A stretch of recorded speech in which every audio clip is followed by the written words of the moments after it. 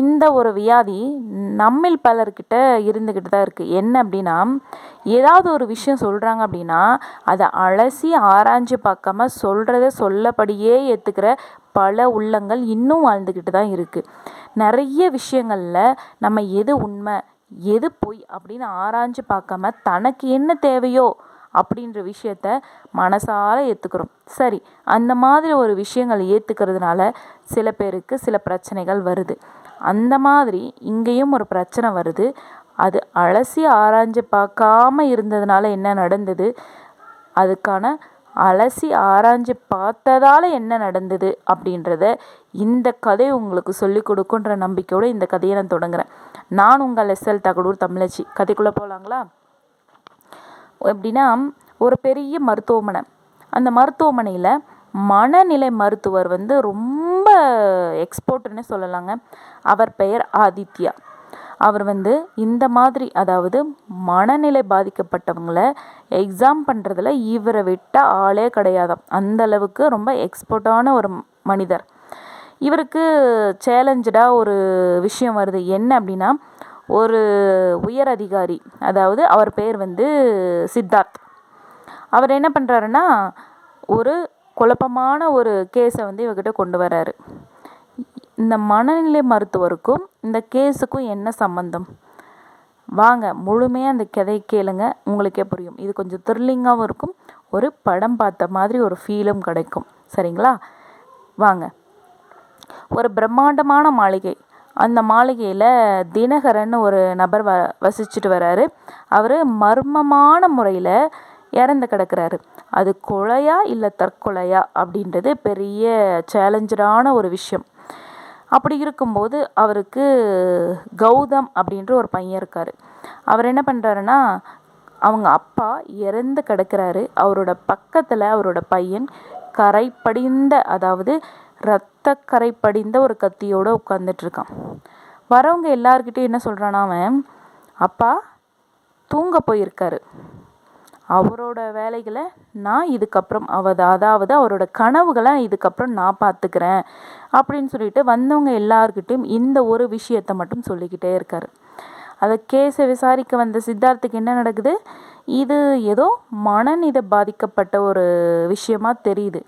ஆனால் நம்ம எல்லாருக்குமே தெரியும், இந்த மனநிலை பாதிக்கப்பட்டவங்க எந்த நேரத்தில் என்ன பண்ணுவாங்கன்னு தெரியாது.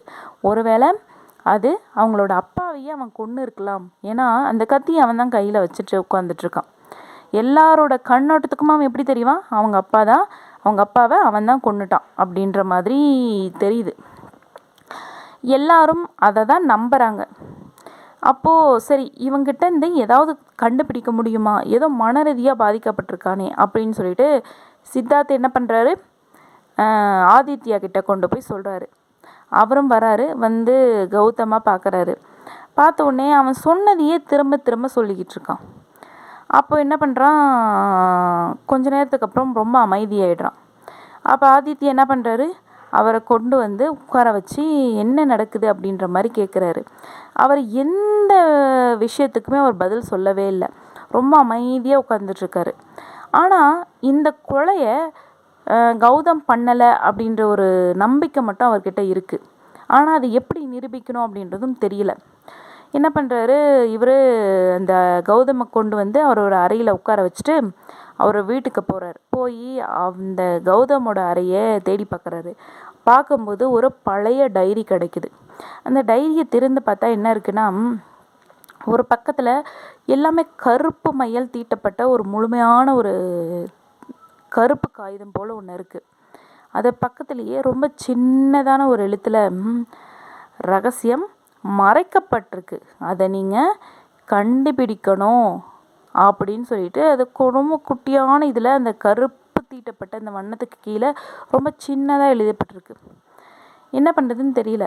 அப்போ தான் திரும்பவும் போய் கௌதம் கிட்ட ஆதித்யா தன்னோட என்கொயரியை ஸ்டார்ட் பண்ணுறாரு. உங்கள் பேர் என்ன, உங்கள் எங்கேருந்து வரீங்க, உங்கள் அப்பா என்ன பண்ணுறாரு, அப்படி இப்படின்னு பல கேள்விகள் கேட்டுக்கிட்டே இருக்கார். இருந்தாலும் கௌதம் எந்த கேள்விக்கும் பதில் சொல்கிறதே கிடையாது. கொஞ்ச நேரத்துக்கு அப்புறம் அவர் தன்னோட ஓவியத்தை மூலமாக ஏதோ சொல்ல வராரு, என்னன்னு தெரியல. அப்போ அவர் ஓவியத்தில் என்ன வரைஞ்சிருக்காருன்னா, ஒரு அழகான கடல். அந்த கடலுக்கு அடியில் ஒரு பாழடைந்த அரண்மனை. அந்த கடலுக்கு மேலே ஒரு கவிழ்ந்த கப்பல்.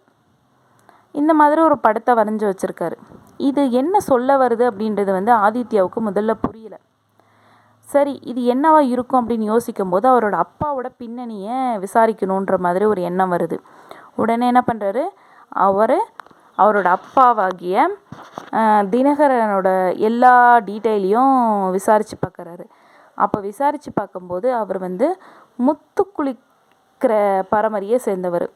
அந்த மாதிரி பல இடங்களில் முத்து குளிக்கிற வேலையை செஞ்சு படிப்படியாக முன்னேறி வந்தவர். ஒரு முறை என்ன ஆகுதுன்னா, முத்து குளிக்க போன எல்லா நபருக்குமே இறந்து போயிடுறாங்க.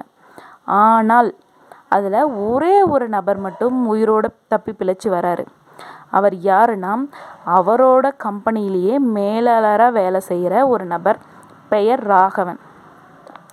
இதை தெரிஞ்சுக்கிட்ட ஆதித்யாவுக்கு தொடர்ந்து அவர் எப்படின்னா ராகவனை கண்காணிக்க ஆரம்பிக்கிறாரு. ஒரு நாள் என்ன பண்ணுறாருன்னா, ரொம்ப நள்ளிரவு நேரத்தில், யாருமே இல்லாத நேரத்தில் அந்த தினகரனோட வீட்டு கேட்டை எகிரி குதித்து உள்ளே போகிறாரு. போய் பார்க்கும்போது அங்கே ஒரு ரகசிய அறை இருக்குது. அந்த ரகசிய அறைக்குள்ளே போகும்போது ராகவனை ஆதித்யா கையும் களமாக பிடிச்சிடுறாரு.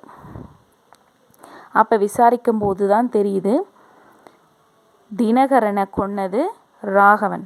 அதாவது அவருக்கு விஷம் கொடுத்து சாகடிச்சிட்டு ஒரு மனப்பிரமை பிடிக்கிற மாதிரி ஒரு ஊசி மருந்தை ஏற்றி அதை அதாவது தினகரனோட மகனுக்கு கௌதமுக்கு ஏற்றிட்டு அவரையே கத்தியால் குத்தி கொன்னது போல் அவர் பக்கத்தில் உட்கார வச்சிடுறாங்கன்ற உண்மை எல்லாமே தெரிய ஆரம்பிக்குது. அப்போது ராகவர் கையங்காலமாக மாட்டிக்கிறாரு. சரி, இந்த விஷயத்துக்குள்ளே இவர் கௌதம் ஒரு படம் வரைஞ்சி கொடுத்தாரு இல்லைங்களா? அது என்ன படம் அப்படின்னு பார்த்தீங்கன்னா, அந்த கடல் எப்படி ரொம்ப அமைதியாக இருக்கோ அந்த மாதிரி கௌதமும் ரொம்ப அமைதியாக இருக்கார். அந்த பாழடைஞ்ச அரண்மனை என்ன அப்படின்னு பார்த்தீங்கன்னா, அந்த ராகவன் ஒளித்து வைத்த திருட்டு போன பொருட்கள் எல்லாமே அந்த ரகசிய அறையில் இருக்குது. அந்த கவிழ்ந்த படகு தான் துடுப்பு. அதாவது அந்த ரகசியங்களை கண்டுபிடிக்கிறதுக்கான ஒரு தூண்டுகோல் அப்படின்னு சொல்லிட்டு அவரோட சிம்பாலிக்காக அவரால் முடிகிற அளவுக்கு அந்த படத்தின் மூலமாக அவருக்கு சில குறிப்புகளை கொடுத்துருக்காரு. இது எல்லாம் யோசித்து தான் ஆதித்யா அந்த கேஸை கண்டுபிடிக்கிறார். இந்த மாதிரி நம்ம பார்த்தது தான் பாதி விஷயமே தவிர உள்ளே என்ன நடந்தது அப்படின்னு நிறைய பேருக்கு தெரியறதே கிடையாது. ஆனால் பார்த்ததை வச்சும் கேட்டதையும் வச்சியும் ஒரு நபரை, யாருன்னே தெரியாத ஒரு நபரை கூட அவர்களை தப்பான ஆளாக வடிவமைக்கும் சக்தி மனிதனுக்கு உண்டு அப்படின்றது தான் இந்த கதையில். ஒரு படத்தை கூட நம்ம நல்ல விதத்தில் அதை பார்த்தோம் அப்படின்னா அது நல்லபடியாக தெரியும். அதே மாதிரி தான் ஒரு மனிதனை நம்ம எந்த கண்ணோட்டத்தில் பார்க்குறோம் அப்படின்றதுல தான் மெயின் விஷயமே இருக்குது. நம்ம பெரியவங்களாம் சொல்லியிருக்காங்க, கண்ணால் பார்ப்பதும் போய், காதால் கேட்பதும் போய், தீர விசாரிப்பதே மெய். அந்த மாதிரி தான் பார்க்கறது பாதி உண்மையாக இருந்தாலும் அதை விசாரிக்கிறதுல தான் முழு உண்மையும் இருக்குது. எதுக்கு மேலேயாவது எந்த விஷயத்தையும் யார் எது சொன்னாலும் விசாரிக்காமல் அது என்ன அளவுக்கு உண்மை இருக்குன்னு தெரியாமல் நீங்கள் செஞ்சீங்க அப்படின்னா அது உங்களுக்கு பெரும் விளைவை விளைவிக்கும் அப்படின்ற கருத்தோடு இந்த கதையை நான் முடிச்சுக்கிறேன். நன்றி, வணக்கம்.